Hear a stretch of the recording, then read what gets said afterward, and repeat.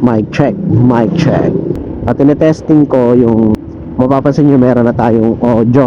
Nakapagsalita na rin tayo again, no, di ba? Dito sa meron na tayong mic. So this is an audio test, no, ng Aegis Entercom V6 Pro. Entercom na lang yung binili natin para at least marami na siyang bonus features, like syempre may music tayo, pwede tayo mag music.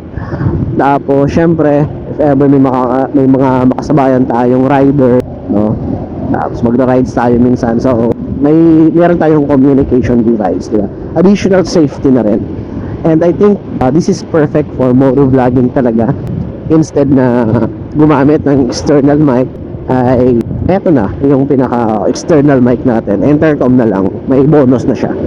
So this is an audio check ng ating Entercom. So ito lang yung binili ko, yung V6 Pro, kasi yung habol lang naman talaga natin actually is yung microphone lang naman talaga. So bonus na lang para sa akin, ha, yung dagdag na features na meron yung isang Entercom. So yun lang. So good morning, and yeah, stay safe, stay cool, stay skanky.